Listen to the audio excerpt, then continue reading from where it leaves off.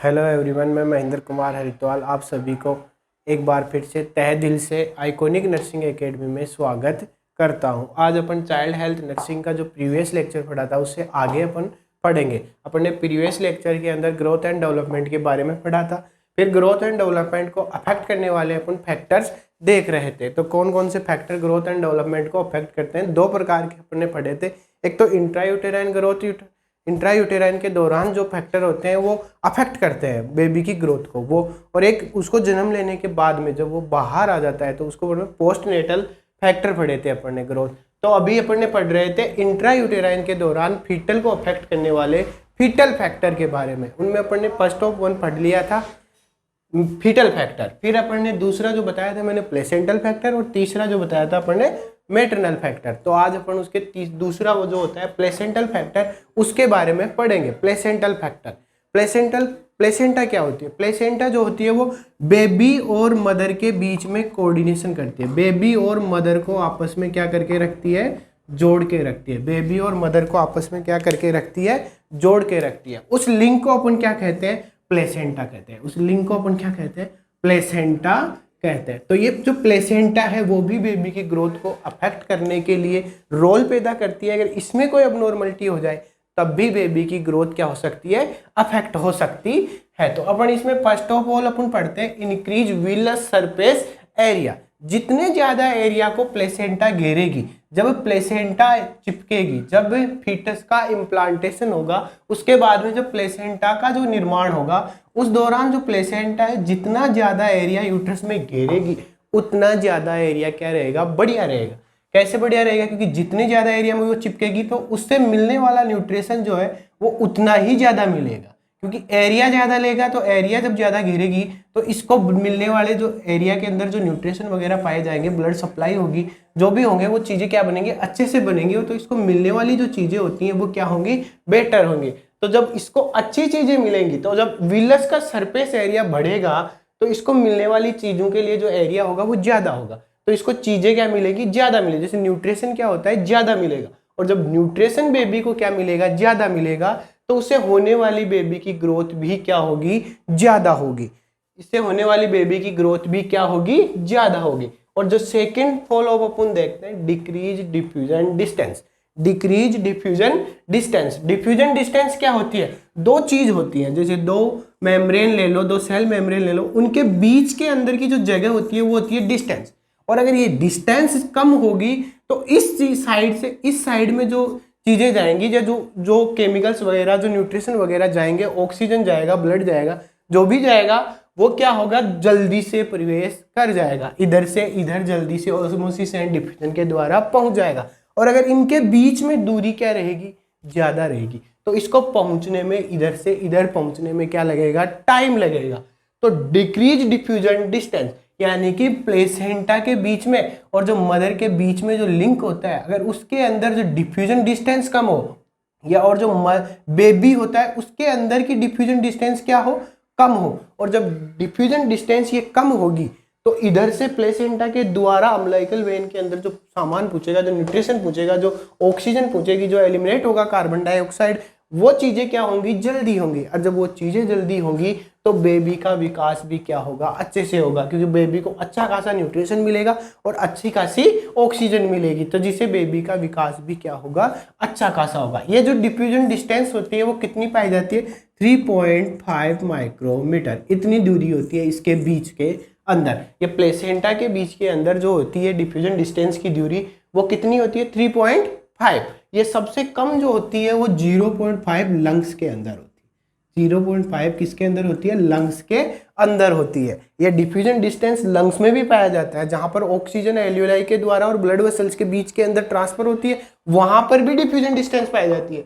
तो उनके बीच में जो लेयर पाई जाती है, जो 6 मेम्ब्रेन की लेयर होती है, उसको बोलते हैं डिफ्यूजन। वो बैरियर होता है, रेस्पिरेटरी बैरियर। तो उसके द्वारा जो उसकी दूरी होती है वो 0.5 माइक्रोमीटर होती है। सबसे कम लंग्स में होती है, जिससे ही तो जल्दी से जल्दी ऑक्सीजन का सेचुरेशन अपनी बॉडी में बढ़ता रहता है, डाउन नहीं होता है। बेस्ट जो डिफ्यूजन डिस्टेंस होती है लंग्स के अंदर 0.5 माइक्रोमीटर, और जो प्लेसेंटा के अंदर डिफ्यूजन डिस्टेंस होती है वो होती है 3.5 माइक्रोमीटर। और जो नेक्स्ट है decrease feto placental resistance, decrease feto placental resistance, जैसे जैसे जो प्लेसेंटा है वो ओल्ड होती जाएगी, जैसे जैसे प्लेसेंटा क्या होती जाएगी, ओल्ड होती जाएगी। जैसे 3 मंथ पर प्लेसेंटा का फुल्ली मैच्योरेशन हो जाता है, कितने मंथ पर, 3 मंथ पर प्लेसेंटा का फुल्ली मैच्योरेशन हो जाता है, 3 मंथ पर प्लेसेंटा का फुल्ली मैच्योरेशन हो जाता है।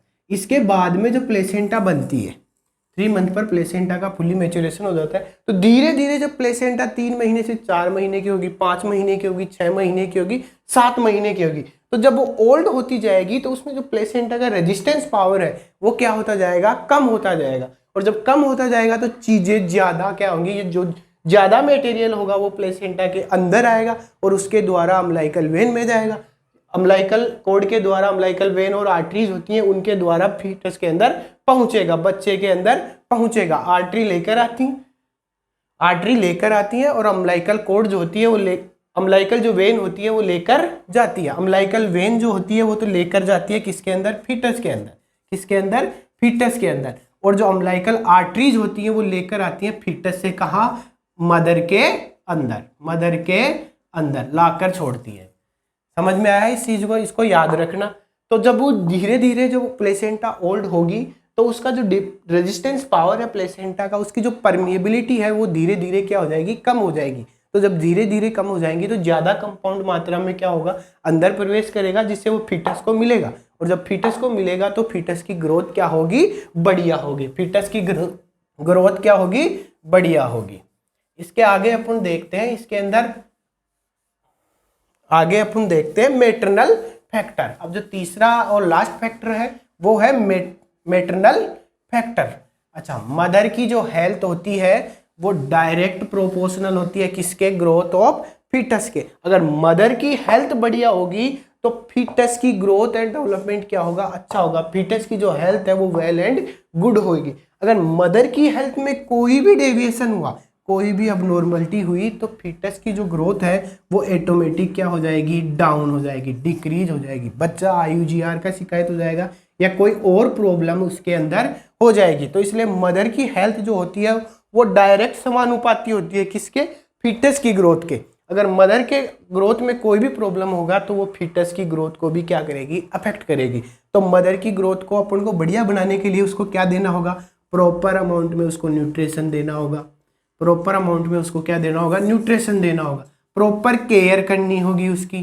प्रॉपर न्यूट्रिशन के अंदर जैसे उसको दूध भी पिलाना है, ऐसा नहीं है उसको सेवे, उसके अंदर आज तुम लोग देखो विटामिन B9 की कमी होती है, इसको बोलते हैं दूसरा नाम फोलिक एसिड। विटामिन B9 की कमी की वजह से न्यूरल ट्यूब डिफेक्ट होने के चांसेस होते हैं। तो अगर न्यूट्रिशनल के अंदर कोई भी प्रॉब्लम हो सकती है तो इसके अंदर मदर की हेल्थ क्या होगी, अफेक्ट होएगी। और जब मदर की हेल्थ अफेक्ट होएगी तो फीटस की हेल्थ भी क्या होएगी, अफेक्ट होएगी। मेंटली और फिजिकली दोनों रूप से मदर्स को क्या रखना है, फिट रखना है। और जब मदर फिट रहेगी तो फीटस ऑटोमेटिकली ही फिट रहेगा, क्योंकि मदर के अंदर ही क्या है, फीटस है। और मदर अगर मेंटली और फिजिकली दोनों तरह से, स्ट्रेस भी नहीं देना है मदर को, स्ट्रेस भी नहीं देना है, नो टेंशन नो फिकर रखना है किसको, माँ को। और जब माँ नो टेंशन नो फिकर रहेगी और अगर उसकी हेल्थ बढ़िया होगी, प्रॉपर अनुपात में उसकी केयर होगी, तो ऑटोमेटिकली फीटस की ग्रोथ एंड डेवलपमेंट क्या होगा, वेल एंड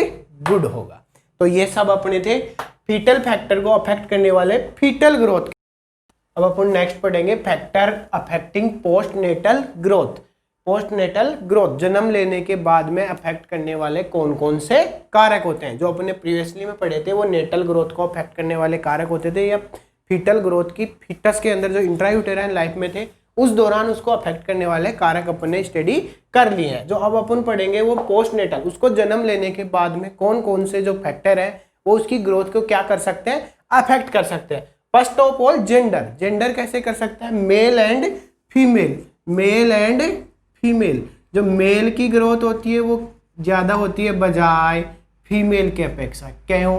क्योंकि मेल, हर कोई यही चाहता है मेरे मेल चाइल्ड पैदा हो, मेरे बच्चा पैदा हो, मेरे लड़का पैदा हो। कोई नहीं चाहता कि मेरे गर्ल्स की क्या हो, गर्ल्स क्या हो, पैदा हो, गर्ल्स की क्या हो, बच्चा हो। मेल को ही ज़्यादा प्रायोरिटी दी गई है अपनी सोसाइटी के अंदर, फीमेल्स को उतनी प्रायोरिटी नहीं देते। अच्छा, बढ़िया ये भी होती है और बढ़िया ये भी होता है, इसमें कोई डिसाइडेड नहीं होता है, किसी का भी रोल नहीं होता है कि कोई लड़का हो या लड़की हो, सब क्या होता है, भगवान का मेल होता है। लेकिन मेल चाइल्ड को क्या होते हैं, बाहर के अंदर ज़्यादा प्रायोरिटी दी गई, ये मेरे वंश को चलाएगा, ये तो चली जाएगी अपने घर को छोड़कर, अगर ये ही नहीं होगा तो मेरे वंश को आगे कौन बढ़ाएगा। ऐसे करके मेल चाइल्ड को क्या होता है, अच्छा खान पान दिया जाता है फीमेल की अपेक्षा, तो इसलिए इसका विकास क्या होता है, ज़्यादा होता है बजाय इसका। अच्छा, माइंड का विकास इसका ज़्यादा होता है बजाय इसके, क्योंकि इसको तो ज़्यादा खिला खिला के, चरा चरा के और ऐसा बना देते हैं कि क्या हो जाता है, दर खराब हो जाता है। लेकिन फीमेल्स होती है उसमें रेस्पॉन्सिबिलिटीज़ आ जाती है।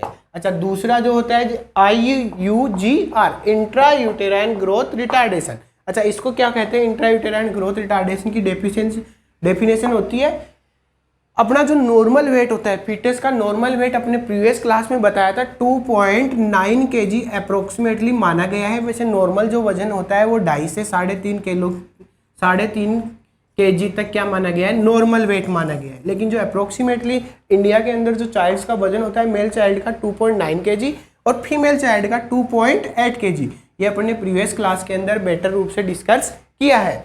तो ये जो IUGR होता है, इसके अंदर जो नॉर्मल वेट होता है उसका 10 परसेंटाइल वजन क्या हो जाता है, कम हो जाता है। कितना परसेंटाइल वजन, 10 परसेंटाइल वजन क्या हो जाता है, कम हो जाता है। अच्छा, मैंने परसेंटेज नहीं बोला है, परसेंटाइल बोला है। क्या बोला है, परसेंटाइल जो वजन होता है वो क्या हो जाता है, कम हो जाता है। वो बेबी किसका शिकार हो जाता है, IUGR का शिकायत हो जाता है। और जो बेबी IUGR का शिकायत होता है, इंट्रा यूटेराइन ग्रोथ रिटार्डेशन होती है, जो इंट्रा यूटेराइन यानी कि अंदर है, उस दौरान ही उसकी ग्रोथ क्या हो गई, रिटार्ड हो गई, कम हो गई। और जब वो कम होगी, कम क्यों होगी, ये अपने प्रीवियस क्लास के अंदर बेटर रूप से डिस्कस किया है। सो वहां जाकर आप अच्छे तरीके से देख सकते हो कि IUGR की शिकायत कौन कौन से बच्चों में हो सकती है। तो ये जो है IUGR, उसके 80% जो बेबी होते हैं वो तो नॉर्मल ग्रोथ को क्या कर लेते हैं, अचीव कर लेते हैं। यानी कि बाद में जन्म लेने के बाद में भी 80%, 100 में से 80 तो नॉर्मल ग्रोथ को क्या कर लेते हैं, अचीव कर लेते हैं। लेकिन जो 20% बेबी होती है वो नॉर्मल ग्रोथ को क्या नहीं कर पाते हैं, अचीव नहीं कर पाते। इनके अंदर तो ग्रोथ का क्या रहेगा, रिटार्डेशन ही रहेगा। मतलब 80% तो बाद में आने के बाद में भी अपनी ग्रोथ को क्या कर लेते हैं, रिकवर कर लेते हैं, और 20% बिल्कुल भी रिकवर नहीं कर सकते हैं। तो इनकी पोस्टनेटल के अंदर भी IUGR क्या कर सकता है, ग्रोथ को अफेक्ट कर सकता है और करता ही है। नेक्स्ट है जेनेटिक प्रॉब्लम्स। जेनेटिक प्रॉब्लम्स में जैसे क्रोमोसोमल क्या हो जाती है, अब नॉर्मलिटीज हो जाती है। जैसे ट्राइसोमी हो जाती है, किसकी, ट्राइसोमी किसकी हो जाती है, 21 नंबर की गुणसूत्र की, तो उसको क्या कहते हैं, डाउन सिंड्रोम कहते हैं। अब डाउन सिंड्रोम वाले बच्चों में मेंटल रिटार्डेशन की शिकायत देखने को मिलती है अपन को। लो सेट ईयर पाए जाते हैं, उसके अंदर जो अपनी ईयर होते हैं वो नॉर्मल लेवल पर नहीं होकर क्या होते हैं, नीचे होते हैं, आई लाइन से क्या होते हैं, नीचे रहते हैं। उनकी हाइट में भी क्या रहती है, कमी रहती है, शॉर्ट हाइट रहती है।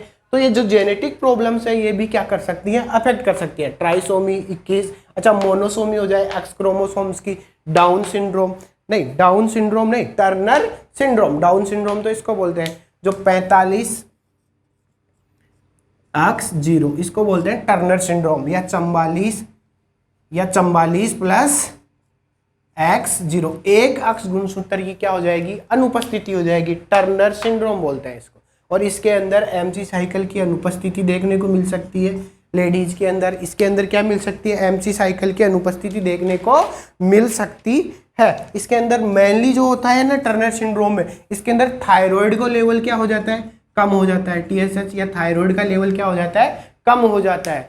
तो ये सारी अबनॉर्मलिटीज देखने को मिल सकती हैं। अच्छा, क्लाइनफेंटर सिंड्रोम भी होते हैं, पटाउ सिंड्रोम भी होता है। क्लाइनफेंटर सिंड्रोम जो होता है उसमें 47 क्रोमोसोम्स हो जाते हैं, एक अक्ष क्रोमोसोम्स क्या हो जाते हैं, ज्यादा हो जाते हैं, एक अक्ष क्रोमोसोम्स क्या हो जाता है, ज्यादा। अच्छा, इनको ऐसे जो अपन लिखते हैं उसको क्या बोलते हैं, कैरियोटाइप।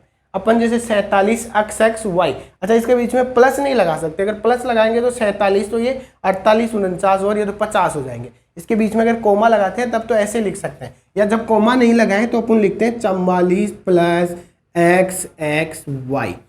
44, 45, 46 और 47, कितने हो गए टोटल, 47। ऐसे लिखने को अपन क्या कहते हैं, कैरियोटाइप। क्या कहते हैं? कैरियोटाइप। गुणसूत्रों को उसके न्यूमेरिकल फॉर्म में लिखने को क्या कहते हैं? उसका कैरियोटाइप कहते हैं। क्या कहते हैं? कैरियोटाइप कहते हैं। तो जो टर्नर सिंड्रोम की शिकायत होती है, या जो डाउन सिंड्रोम की शिकायत होती है, या जो क्लाइनफेल्टर की सिंड्रोम की शिकायत होती है, वो सारी क्या हो सकती है? जेनेटिक प्रॉब्लम्स होती हैं। तो इसकी वजह से भी फीटस की ग्रोथ, जो जन्म लेने के बाद में जो बच्चे की ग्रोथ है, वो क्या हो सकती है? अफेक्ट। नेक्स्ट है हॉर्मोन्स। हॉर्मोन्स जो होते हैं, जैसे ग्लूकोकॉर्टिकॉइड हॉर्मोन्स जैसे होते हैं, वो ग्लूकोनियोजेनेसिस करवाते हैं। अपने प्रीवियस क्लास में ग्लूकोकॉर्टिकॉइड के बारे में मैंने पूरा बताया था। ग्लूकोकॉर्टिकॉइड हॉर्मोन्स होते हैं, वो क्या करते हैं? जो अदर सबस्टांस होते हैं, कार्बोहाइड्रेट के अलावा जो सबस्टांस होते हैं, उनका पाचन करके क्या करते हैं? कार्बोहाइड्रेट सबस्टांस का निर्माण करता है। जैसे प्रोटीन है और फैट है, उससे क्या बनाएगा? कार्बोहाइड्रेट सबस्टांस बनाएगा, जिससे अपन को क्या मिलेगी? एनर्जी मिलेगी। और जैसे इंसुलिन हॉर्मोन्स है, अगर इंसुलिन प्रॉपर मात्रा में नहीं आएगा तो जो बच्चा है, या जो भी मान लो ग्रोथ होने के बाद में एडोलिसेंट है, वो क्या हो जाएगा? अगर इंसुलिन प्रॉपर मात्रा में नहीं आएगा तो डायबिटीज का क्या हो जाएगा? शिकायत हो जाएगा। और डायबिटीज का शिकायत हो जाएगा तो उसकी इम्यूनिटी क्या हो जाएगी? कमजोर हो जाएगी। और जब उसकी इम्यूनिटी कमजोर हो जाएगी तो क्या होगा? उसकी जो इम्यूनिटी कमजोर होगी तो उसमें इन्फेक्शन होने के चांसेस क्या हो जाएंगे? बढ़ जाएंगे। और जब उसमें इन्फेक्शन होने के चांसेस बढ़ जाएंगे तो उसकी ग्रोथ क्या होगी? अफेक्ट होगी। थायरोक्सिन हॉर्मोन्स भी इसमें इंपॉर्टेंट रोल पैदा करता है। बीएमआर को मेंटेन करके कौन रखता है? Thyroxine hormone. और जब थायरोक्सिन हार्मोन की ही कमी हो जाएगी तो बीएमआर क्या नहीं रहेगी? मेंटेन नहीं रहेगी। और जब मेंटेन नहीं रहेगी, बीएमआर क्या हो जाएगी? कम या ज्यादा हो जाएगी। तो बच्चे की ग्रोथ क्या होगी? अफेक्ट होगी। तो ये हॉर्मोन्स होते हैं जो अपनी ग्रोथ को क्या कर सकते हैं? अफेक्ट कर सकते हैं। और जो नेक्स्ट फैक्टर है वो होता है न्यूट्रिशन। न्यूट्रिशन कैसे अफेक्ट कर सकता है? मैंने मदर के अंदर भी बताया था। अगर माँ का न्यूट्रिशन अच्छा होगा तो बेबी का जो ग्रोथ एंड डेवलपमेंट होगी वो क्या होगी? अच्छी होगी। तो अगर बेबी को जन्म लेने के बाद में अगर अपन उसको न्यूट्रिशन अच्छे देंगे, जन्म लेने के बाद में 6 महीने तक तो उसको क्या करवाएंगे? ब्रेस्ट फीडिंग करवाएंगे। और जब उसको ब्रेस्ट फीडिंग करवाएंगे, प्रॉपर अमाउंट के अंदर उसको ब्रेस्ट फीडिंग करवाएंगे, तो उसको जो उसकी ग्रोथ होगी वो क्या होगी? अच्छी होगी। और उसके बाद में जब अपन उसकी वीनिंग स्टार्ट करेंगे, जब अपन उसके बाद में उसकी क्या स्टार्ट करेंगे? वीनिंग स्टार्ट करेंगे। वीनिंग कब स्टार्ट करते हैं? 6 महीने के बाद में। अच्छा, जब तक अपन ओनली फॉर ब्रेस्ट फीडिंग पर बच्चे को रखते हैं तो उसको अपन बोलते हैं एक्सक्लूसिव ब्रेस्ट फीडिंग। और उसके बाद में ब्रेस्ट फीडिंग के अलावा अगर अपन उसको कोई चीज जो न्यूट्रिशन होते हैं वो क्या करना लग जाते हैं? प्रोवाइड करने। जैसे दाल का पानी है, थोड़ा बहुत केला है, ऐसी चीजें अगर अपन उसको देने लग जाते हैं तो उस फूड को क्या बोलते हैं? अपन विनिंग बोलना शुरू कर देते हैं। उसको क्या बोलना शुरू कर देते हैं? विनिंग बोलना शुरू कर देते हैं। तो न्यूट्रिशन भी है वो डायरेक्ट प्रोपोर्शनल होता है किसके? ग्रोथ के। अगर बच्चे को न्यूट्रिशन अच्छा मिलेगा तो उसकी ग्रोथ क्या होगी? अच्छी होगी। अच्छा, यहीं पर जेंडर को देख लो। मेल चाइल्ड को अपन ज्यादा प्रायोरिटी देते हैं बजाय फीमेल चाइल्ड के। और मेल चाइल्ड को ज्यादा प्रायोरिटी देते हैं तो मेल चाइल्ड को न्यूट्रिशन भी क्या देते हैं? अच्छा देते हैं। तो उससे मेल चाइल्ड की ग्रोथ एंड डेवलपमेंट क्या होती है? अच्छा होती है, बजाय फीमेल की अपेक्षा। क्योंकि अपनी सोसाइटी में मेल चाइल्ड को ही एक स्थान दिया गया है बजाय फीमेल की अपेक्षा। ये पुरानी धारणाएं थी। आजकल नहीं में तो मेल और फीमेल में कोई अंतर नहीं है और करना भी नहीं चाहिए। मेल और फीमेल में कोई अंतर नहीं करना चाहिए, क्योंकि मेल और फीमेल ये होना है अपने हाथ में नहीं है। ये बस में किसके है? भगवान भरोसे है। वैसे तो ये क्रोमोसोम के भरोसे है। अक्स, अगर अक्स से अक्स मिलेगा तो क्या होगी? फीमेल पैदा होगी। और अक्स से अगर वाई क्रोमोसोम्स का मिलन होगा तो क्या होगा? मेल पैदा होगा। मेल जो चाइल्ड है उसकी क्या होगी? डिलीवरी होगी। तो ये न्यूट्रिशन भी इसके ऊपर क्या कर सकता है? ग्रोथ के ऊपर क्या कर सकता है? अफेक्ट पैदा कर सकता है। इसलिए बच्चे को न्यूट्रिशन क्या करना चाहिए? अच्छे अनुपात में, अच्छे प्रोपोर्शन में क्या करना चाहिए? प्रोवाइड करवाना चाहिए। नेक्स्ट जो है इन्फेक्शन। इन्फेक्शन क्या कर सकता है? बच्चे के अंदर कोई भी डिजीज को कोज कर सकता है। मेनली जो बच्चे के अंदर इन्फेक्शन होता है वो रेस्पिरेटरी इन्फेक्शन होता है या जीआईटी के अंदर इन्फेक्शन होता है। जीआईटी सिस्टम में तो इन्फेक्शन कैसे होता है? क्योंकि अपन जब वीनिंग स्टार्ट करेंगे तो हो सकता है वो इसको अडॉप्ट करे या ना करे। मेनली जीआईटी के अंदर इरिटेशन हो जाता है जिसकी वजह से डायरिया वगैरह कोज हो जाता है। और जब डायरिया वगैरह कोज हो जाएगा तो डायरिया के द्वारा जब इलेक्ट्रोलाइट इम्बैलेंस हो जाएगा, जब डायरिया के द्वारा इलेक्ट्रोलाइट इम्बैलेंस हो जाएगा तो बेबी की जो ग्रोथ है वो क्या हो जाएगी? अफेक्ट हो जाएगी। प्रॉपर अनुपात में उसका डेवलपमेंट नहीं हो पाएगा। रेस्पिरेटरी ट्रैक्ट इन्फेक्शन होने के भी चांसेस होते हैं। अगर आरआई होने के चांसेस, या इसको आरटीआई भी बोलते हैं, रेस्पिरेटरी ट्रैक्ट इन्फेक्शन हो जाए तो उसके अंदर भी बच्चे की ग्रोथ एंड डेवलपमेंट अफेक्ट हो जाती है। बच्चे की ग्रोथ एंड डेवलपमेंट अफेक्ट हो जाती है। So thanks you. Next class अपन आगे जब भी अपना शेड्यूल बनेगा तब लेंगे, तब अपन उसके ग्रोथ एंड डेवलपमेंट के प्रिंसिपल्स के बारे में पढ़ेंगे। अभी अपन ने जो पढ़ा है उसको अपन एक बार रिवाइज कर देते हैं। पहला अपन ने ग्रोथ की डेफिनेशन देखा, फिर अपन ने डेवलपमेंट की डेफिनेशन देखा, फिर इनको अफेक्ट करने वाले ग्रोथ एंड डेवलपमेंट को अफेक्ट करने वाले कारकों के बारे में पढ़ा। जो फर्स्ट ऑफ ऑल अपन ने ग्रोथ अफेक्ट करने वाले कारकों को दो भागों में बांटा, एक तो इंट्रा यूटेराइन ग्रोथ अफेक्ट करने वाले कारक और एक पोस्ट के दो, जब जन्म ले लेता है उसके बाद में पोस्ट नेटल को ग्रोथ को अफेक्ट करने वाले कारक। अच्छा, इंट्रा यूटेराइन के अंदर अपन ने इसको आगे 3 डिवाइडेड किया। एक तो फीटस खुद कर सकता है, एक माँ कर सकती है और एक दोनों के बीच का कनेक्शन कर सकता है। इसको 3 भागों में बांटा था। और पोस्ट नेटल ग्रोथ होती है, उसके अंदर जेंडर, IUGR, मान लो जेनेटिक कोई अबनॉर्मलिटीज हो जाए, कोई भी न्यूट्रिशनल अबनॉर्मलिटीज हो जाए, कोई इन्फेक्शन हो जाए, और जो हॉर्मोन्स हैं वो अपने क्या कर सकते हैं, अफेक्ट कर सकते हैं।